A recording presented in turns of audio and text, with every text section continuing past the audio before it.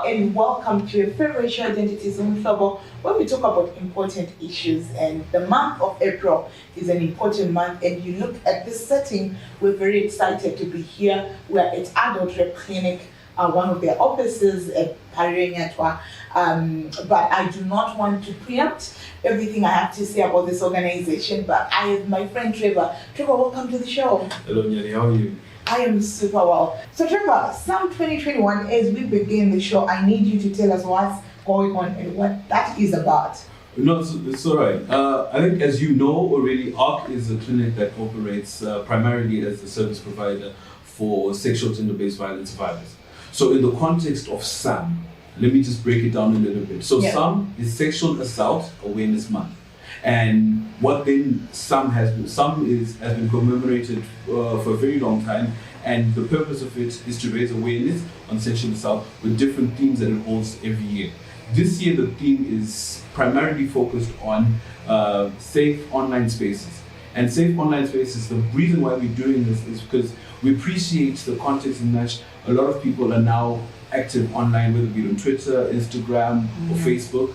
But unfortunately, as that has become pervasive, a lot of people have now become victims of sexual assault that has been put on those platforms. Those very same platforms that are built to connect and integrate people are also platforms that are used to perpetuate systems of sexual violence. So we as ARC have been focused on trying to provide a safe space in which we can be able to talk to people about how they can, one, identify sexual assault that is there. Number two, also report sexual assaults that they see on those platforms. And number three, also how they as individuals can be able to know that this is wrong. Because at the end of the day, when people don't know the limitations of what is good and what is wrong, they end up doing things that eventually affect other people. So this is why we as ARC are celebrating with the world Psalm 2021. So Psalm 2021, the month is April, and we're raising awareness around sexual assault. And so maybe you can just break it down in simple forms. Cheating and sexual assault, when we're looking at, when we're considering, you've touched online, and we know there's physical, there's online, there's, in person. What are some of the forms of violence that are out there? And you've already touched on that, so maybe if you can just also explain to us what that is. So one of the things that we need to then appreciate, especially when we're talking about sexual assault, is that it's a broad contrast that exists in the social sphere. So sexual assault moves from harassment, and harassment is basically me saying or me doing something that does not primarily hurt you or get physically in contact with you, but it's of a sexual nature and makes you uncomfortable. So whether be it I'm commenting upon the nature of your body or I'm invading your personal space in a sexual manner. Did you just say commenting on the body? Because this is, you mean women out there, especially in Zimbabwe, are being harassed because every time you're moving around, walking around, there's a lot of comments about women's bodies or dressing. Are you saying that that's part of this? No, very true. I remember when I was young, walking around, I thought it was very normal. It's kind of food. You look at it like, that works. Yeah. And at the end of the day, the thing is that we need to appreciate sexual assault from the person who's receiving it. So me passing a comment, I'll just say, no, this is a comment that I'm passing and it really doesn't matter because I'm appreciating that she's a beautiful, vivacious woman. But the thing is that the person who's receiving it may not be comfortable in that space. Because yes, I want to be told I'm beautiful. Yes, I want to be told that I'm handsome. By the people that I want to tell me, not every Jack, Tom and Harry on the street. I think that's the point that I'm saying. And it's even worse on an online space because when you're on an online space, it's there and no one is really seeing the person who's behind who's typing because I'm typing at home. And people use false names all the time. Yes. So by that, you post a picture of yourself and people start saying things that are sexual in nature, and that will not make a person comfortable. And by that virtue, it really doesn't come to balance because it then affects that person. And also in nature, let's also appreciate that unfortunately a lot of relationships start online, and unfortunately a lot of them end online. And that's where the problem really. They start and end online. Yes. Is there a problem there where there is no physical contact? The problem now, especially in the context of some, in the context of some, is that we're appreciating that what then happens when people get in a fight. And you do appreciate that relationships are intimate relationships that take place.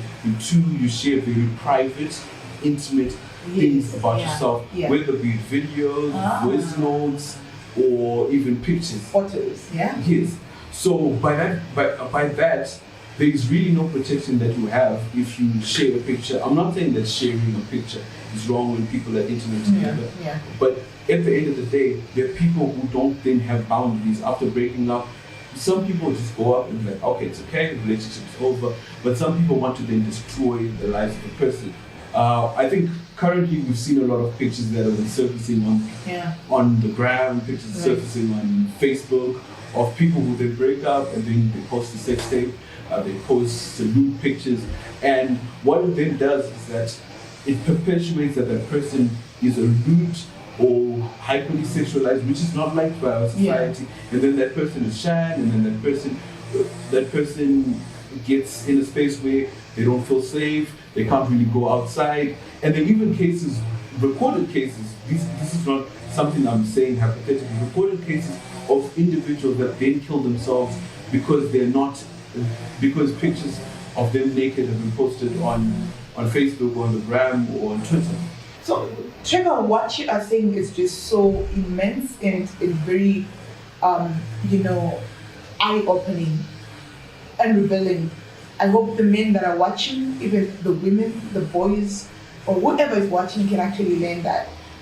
So for me, I'm just listening to you and understanding that sometimes women, especially they're the biggest victims of, it's rarely where you see that maybe the pictures or the audios of a man have been, have been released online. Of course, we've seen it just one or two of the men, but women are mainly at the receiving end of the violence online. What can men do? Men and boys, what can they do to stop the violence online, as well as what can also women do or even men do to not expose themselves to those vulnerabilities, to say, we start a relationship online, I start sending with us each other or nudes or whatever it is, how do I protect myself while also maybe being in this intimate relationship where maybe sometimes guards are down, are lower down because I'm in love. Yes. I think there's also another issue that I need to point out is that in Zimbabwe, distribution of anything that is sexual in nature is not legally allowed. So it's illegal? Yes, it's illegal. But then to answer your question, I need to appreciate the fact that back to the issue of socialization that I was talking about. Socialization that we have is mostly patriarchal, and it denotes the man as the strong, the alpha, and the powerful person in that relationship. So usually when relationships then disintegrate, this is why at the end of the day, men are mostly the greatest number of perpetrators.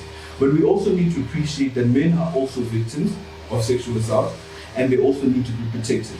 And this protection starts by, number one, men knowing and understanding and defining what sexual assault is. It is very key for men to talk about sexual assault because it exists within their nature. And then when they know and understand what sexual assault is, they do not then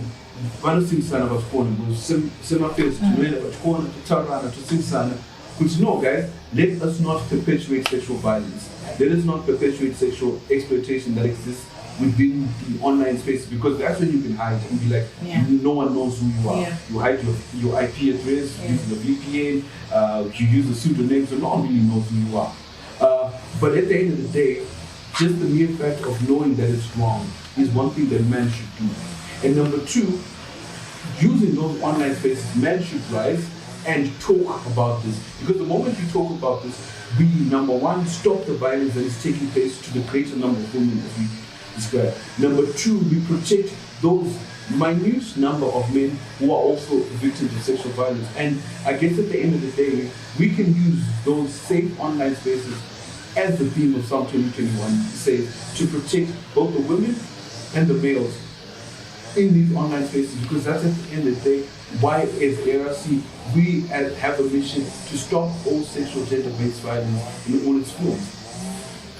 Wow, this was Trevor from ARC. It is beautiful to have male champions speaking about sexual assault, speaking about gender-based violence, speaking about how men and boys can actually be part of the solution, because at the end of the day, they're the main perpetrators. But not only as perpetrators, but as positive bystanders. Positive bystanders are the likes of Trevor, who actually talk to other males and say, hey, let's end gender-based violence, or let's educate each other on the impact of sexual assault. So we are talking about Psalm 2021. So hashtag Psalm 2021 and visit out of your clinic to continue the conversations. We are going to take a break, and when we come back, we are joined by other colleagues from out of your clinic. Do not go out, stay guys.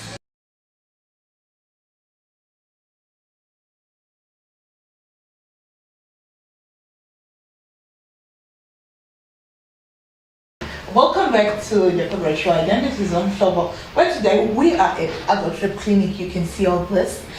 We just chose to be different this time around. Other than you seeing us in the studio, we just chose that, hey, let's go visit the people, our friends. And now I'm joined by Tishani. She's a medical doctor, and she wants to share with us the other side of gender-based violence, sexual assault. And the medical side to it, but really just sharing with us the real stories of how people end up, in the medical side, seeking medical services. But of course, we can build from what she was telling us about the Psalm 2021. Welcome. Hi, thank you for having me. So it's Dash, yes. Easy and short. So I'm one of the intern doctors, the volunteer intern doctors at ARC, the Adult Rape Clinic. Right. So one of my duties is to see the survivors. So we call them survivors when they become sexually assaulted. Yes. So as Trevor's talking about SAM, so which is Sexual Assault Awareness Month, there's a lot of things that happen within that broad spectrum of sexual assault. So once the assault happens, when there's the actual abuse, when people are actually, raped as we go, or not raped in the quotation, but when they're raped, or even when they just, as Trevor got catcalling or stuff like that, there's also psychological aspect that they do get traumatized. It's a traumatic experience, So for my aspect, when the survivors come, we call them survivors because they have experienced a traumatic situation. Then they come here and they survived it. Yes, they survived that situation. Yeah. So when they come here, we prefer them coming within the 72 hours of actually of the traumatic incident happening. Right. Because within the 72 hours is the best time period for them to get the post-exposure prophylaxis for HIV. And then the post-contraception, so people just to prevent pregnancies, to prevent HIV, and then also most of the materials, the DNA evidence will be best collected within the 72 hours. So we obviously would not want them to bath and everything else because we need to collect DNA and stuff. So that's the best approach for most people. That's why the hashtag 72 campaign, which was there last year. Which was an initiative of Adult Rape Clinic as well. Okay. Yes, so if you were watching last year and you're following through, that's what we actually hosted you about. Oh, you did, yes. Yeah, so if you remember that, hashtag 72. Yeah. Then that's a way that people can come and we provide the services, and obviously the police report, and obviously the psychosocial aspect to it that we also offer at Adult Rape Clinic, because they also need to be counseled.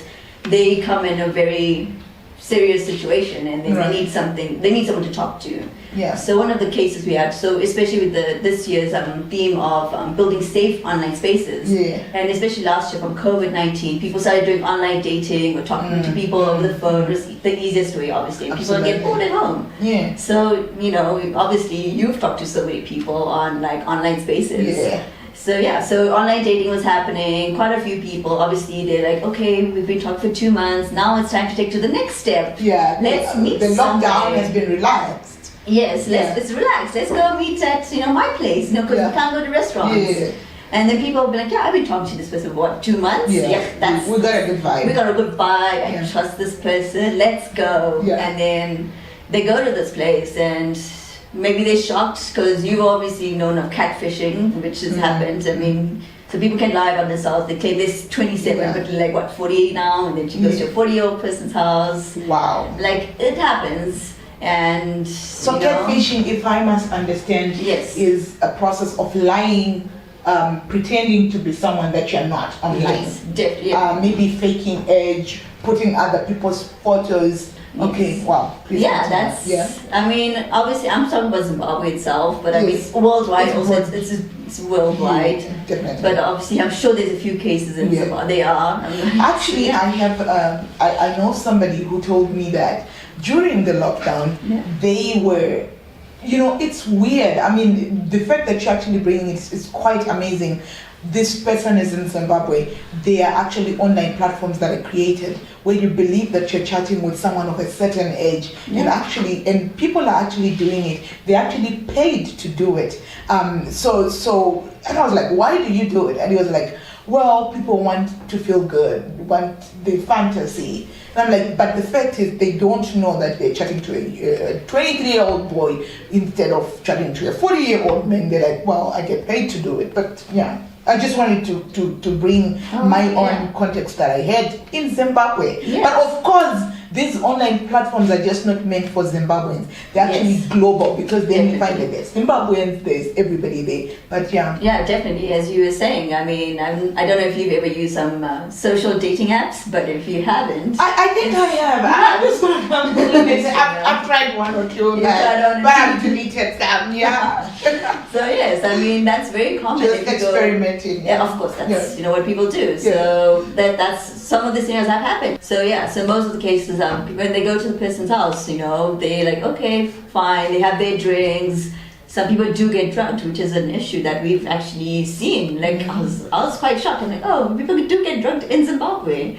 So yeah, they do get drugged, and then they. Oh yeah, there's a lot of There's a lot of going on, drugs, yeah. Yeah. So yeah, they do get drugs. Then they just wake up, like a few hours later, like, oh, Yeah. I see white stuff in my underwear, or you know. Yeah. And that's Wow. so they do get assaulted, and then they do get abused, and some people just get thrown off on the streets or kept to the beds, and then that's quite scary for them. And these are 16-year-olds who are most vulnerable. This is the most vulnerable age group, adolescents, which. I mean, even 40-year-olds, I mean, 50-year-olds. I'm not anyone. But yes, that's why one of the worst things and the best things that we can offer. So the worst situation, obviously, you go there, you get abused. But then the best thing that we can do is providing the social, the psychological help that we can give, and obviously the assurance that they are survivors. They will be, better from it.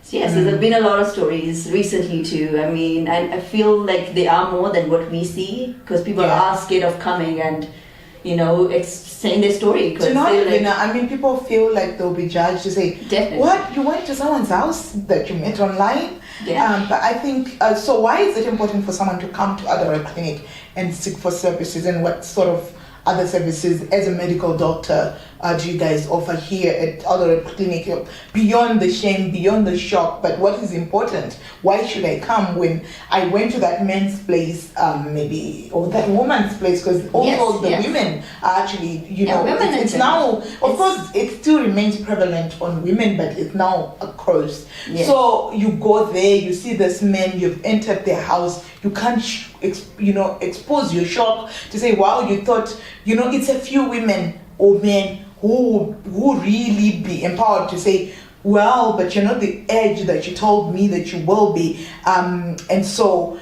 first of all, maybe let's address it from there to say, what can you do in that moment that you are shook?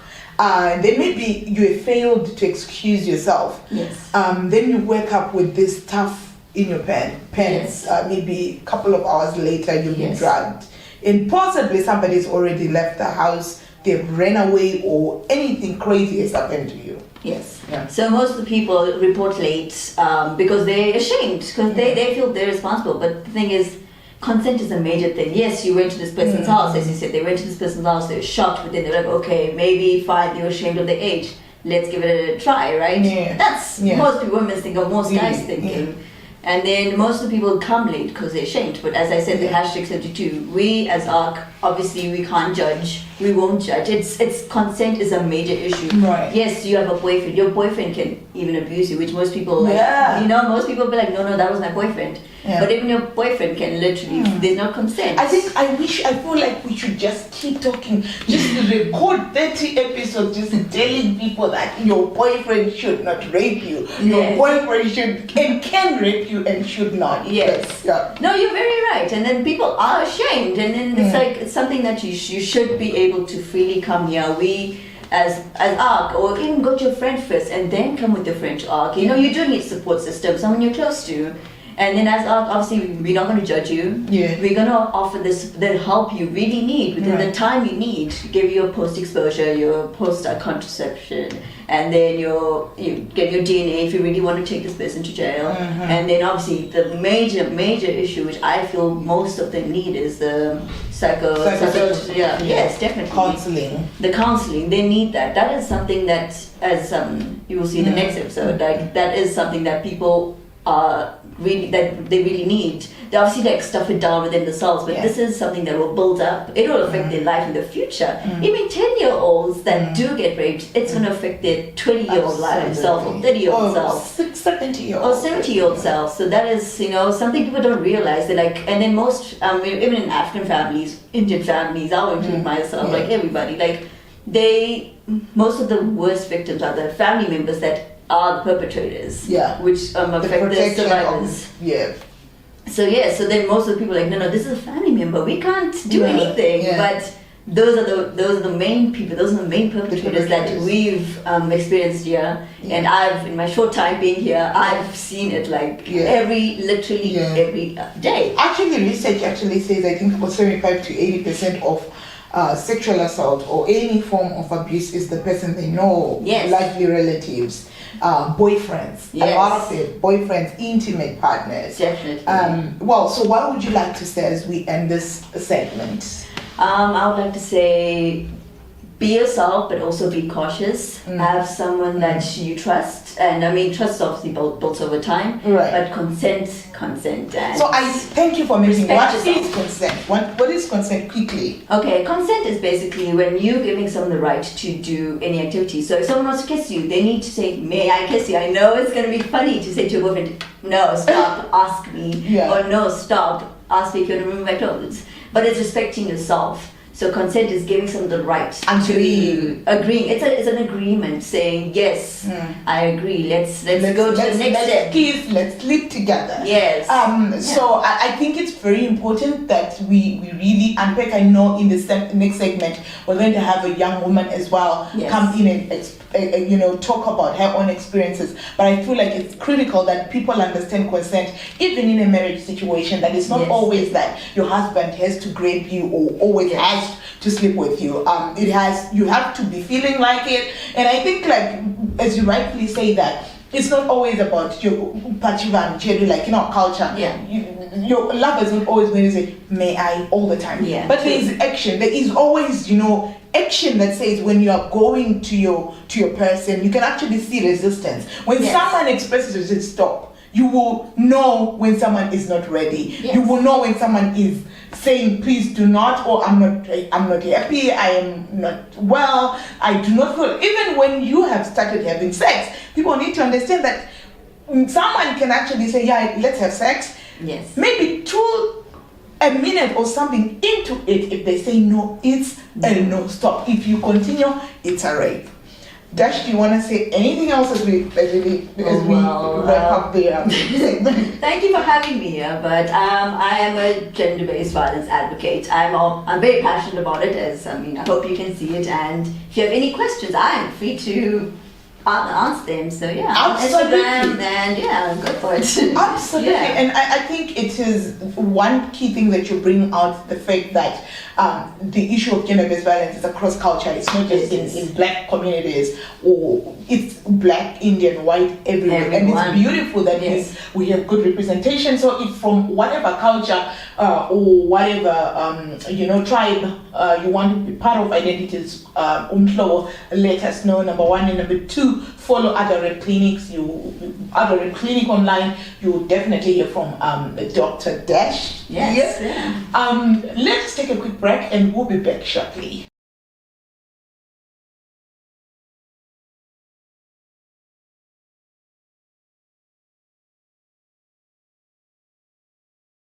Welcome back to your favorite show, Identities on Global, where today we are at Adult Rep Clinic at the Parari Network Hospital, where they are based. And you've heard from Trevor, you have heard from Dr.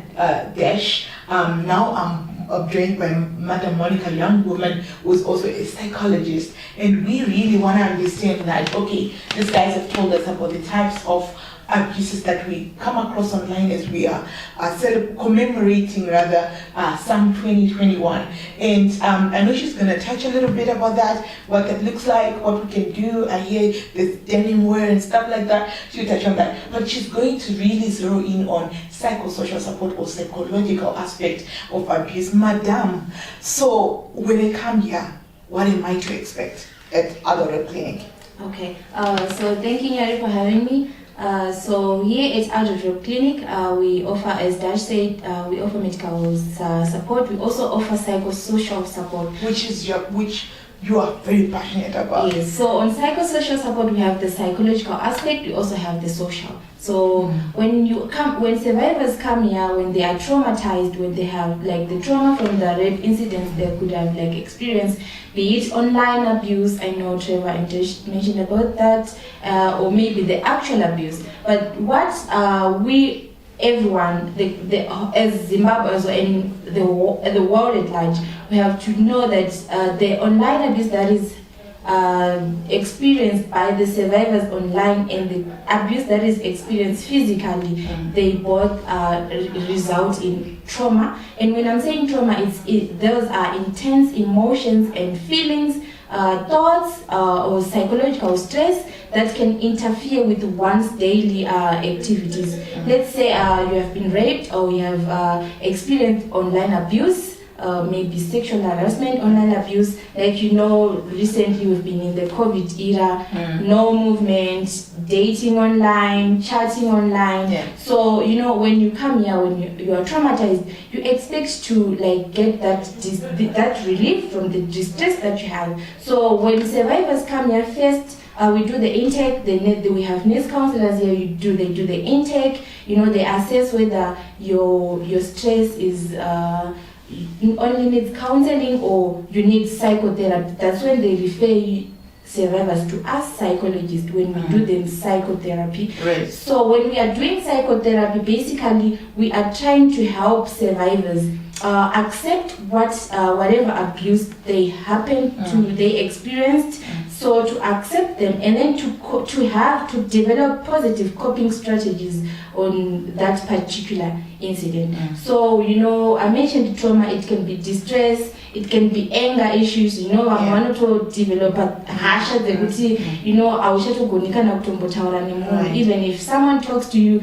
You're naturally angry. So anger issues, there is depression, you can no longer sleep, some sleep more, you can no longer eat, some eat more, which in turn results to weight gain, some weight loss, the flashbacks. Normally, this is one of the severe and psychological effect of sexual abuse. When let's say someone was raped 20 years ago, but then that person, he or she, still experiences that same experience that happened 20 years ago as it is happening now. Let's say wakabatwa chibharo 20 years ago, but unenge uchiona zvakaitika 20 years ago sezviri kutoitika ipapo, ende zvinokanganisa vanhu masurvivors edu vanouya kunoku vamwe, especially relationships. They can no longer, they'll be telling you, what, Monica, I was raped by my boyfriend or by my biological father. The people that we look up to, the people that provide safety to us. So we're saying what? The safety is broken already. Trust issues. You can no longer trust. Let's say your biological father rapes you. what else or what more of a stranger, someone you don't even know, you know, you can no longer trust them again. So when the survivors come here, we do psychotherapy. So with psychotherapy is a healing journey that we take our survivors through. Whether it happened long back, 20 years, 30 years ago, maybe Nguvaye or Ndoyanachimbwido and Mjibas. We want all it goes as far as that. Yeah, it does. As far as 40 years, 41 years. Yeah. So the other thing that I have to mention, Nyari, is when an abuse happens to someone, we have like different tolerance levels.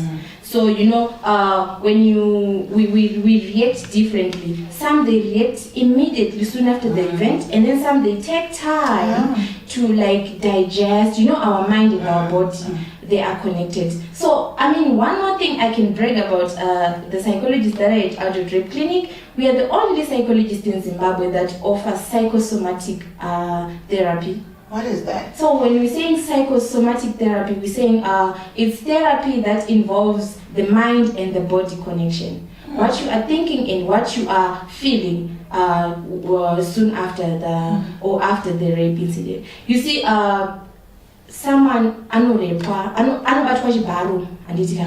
we know maybe it was vaginally, and then he or gets the services, the medical services, but 5 years later, that person complains of headaches or the backache or maybe leg pain, swollen legs. And then that person goes to a medical doctor, and then the doctor, obviously the first thing they will want to find like an organic cause to that disease. And then they say, apana chiri kukonzeresa chatiri kuona chiri mumuviri mako chiri kukonzeresa that disease. So it's also when something is psychosomatic, it's something that's starting from the mind, relating from the mind. Your headache or your backache, it's emanating from your mind because you are thinking too much. The mind, we have like the brain parts, the hormones. Wow. Yeah, so that there is a part in the brain that gets like a little twisted. So it can be corrected through psychosomatic therapy. So how does it look like to go through psychosomatic therapy? Okay, so through psychosomatic therapy, is that part of the dose that you? Yeah. So at ARC here we see everyone from age 0 to infinity. Right. So we have the children that comes here.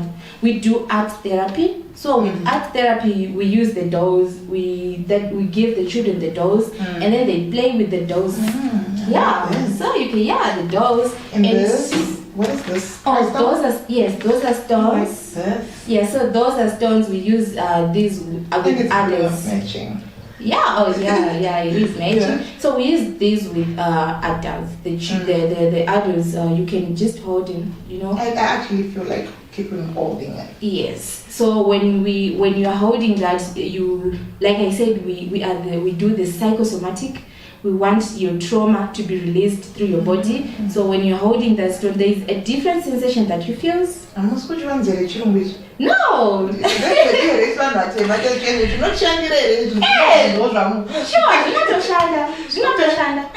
Like until kuti kumusha tikanetsana tinenda kunonzi kumadare kwa mambo, that's counseling. I totally agree. Right? Yeah. So that are some of the things that we use for psychotherapy. As I said, with children we use the dolls. We just give them the dolls and the crayons and the paper. We also have the finger paints. So when they do that finger painting, they are expressing how they are feeling and their thoughts and their emotions. So from that's how we collect the raw data of how I'm supposed to be handling, navigating through the healing process with that children. So for adults, we have the yoga mats. You said, you asked me, what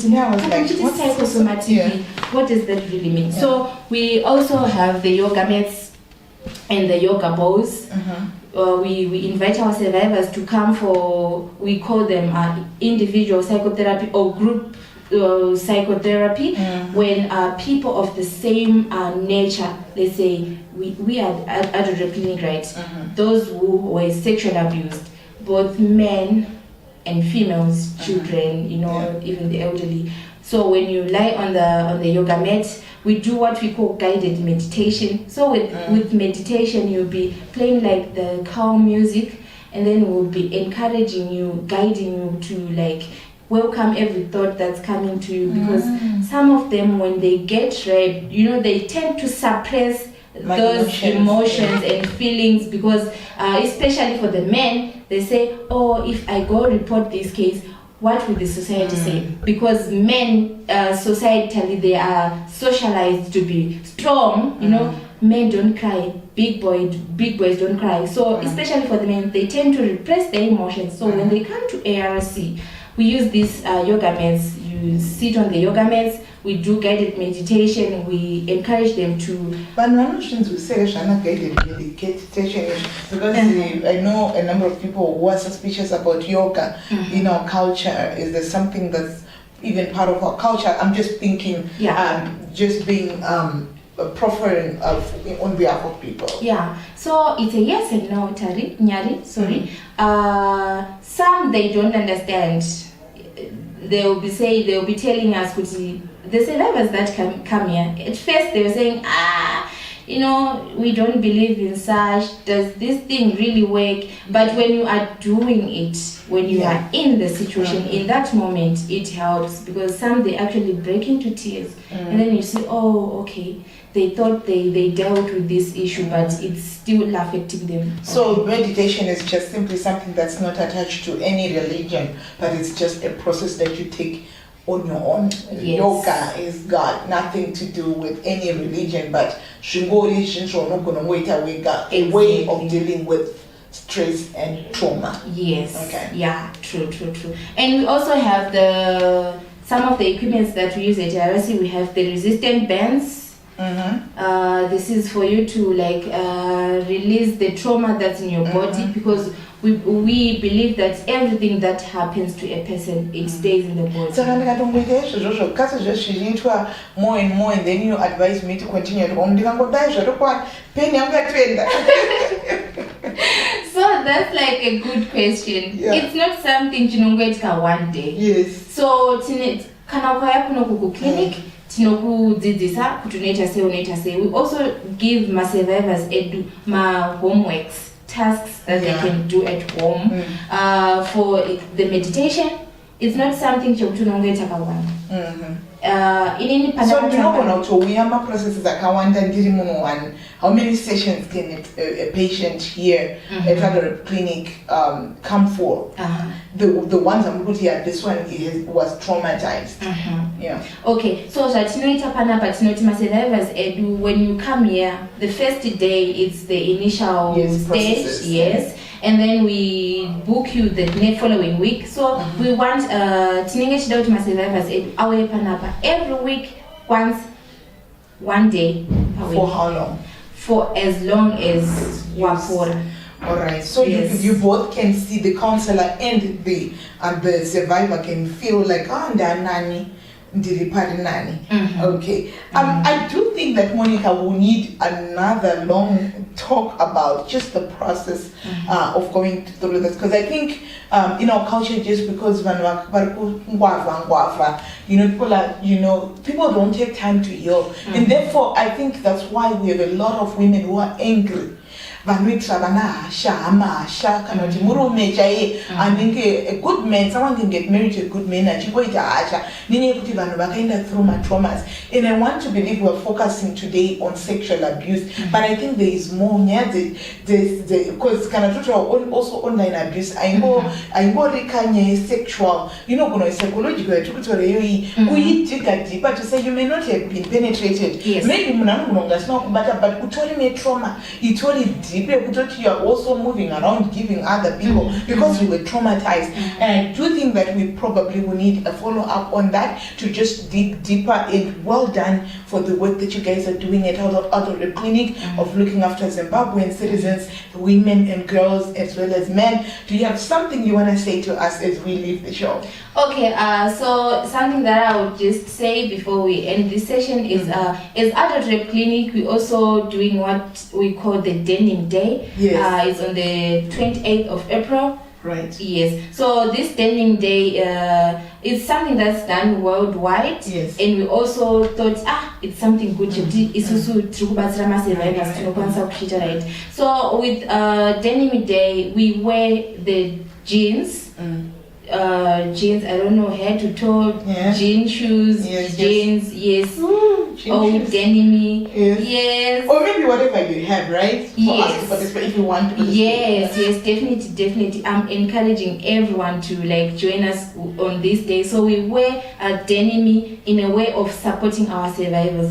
This started when in Italy, when a judge akarula nyaya yemunhu anga abatwa chibharo akapfeka tight jeans, so akabva ati no iwewe chii chakazoitika kuti usvike pagwepa nokuti majeans ako they were very tight, so it means wakabetsera the perpetrator kubvisa, which blaming the victim. Exactly. So isusu as ARC we are wearing denim in support of our sexual assault survivors out there, kuti timunyatso kuona kuti tinemi or on this process. You are not alone. If you are in this situation, please don't feel kuti uriwega. You can come to ARC.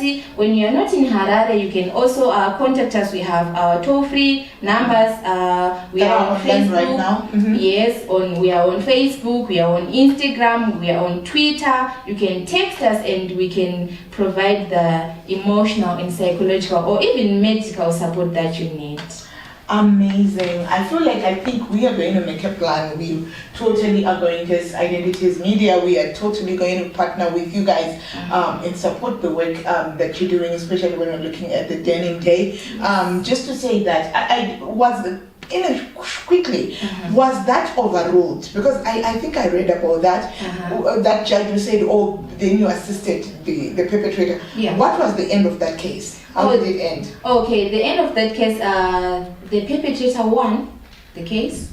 But then, so how did people take back the power to say we want to commemorate this? Okay, so then it happened that one of the workers in Italy, the following day after that, she went to work wearing jeans. They are not allowed to wear jeans at their offices. So she went wearing jeans in a way of protesting against that rule. You know, so everyone, it became popular. Yes. Amazing, the power that one individual can do on protesting. And so Denim Day, the 28th of April, we are totally participating, and we're encouraging you guys to also participate and say no to gender-based violence. There can never be an excuse. We can never blame victims. So neither a jean, nor a skin tight, nor a short skirt can actually justify you to perform any sexual assault. So until next time, have a good one.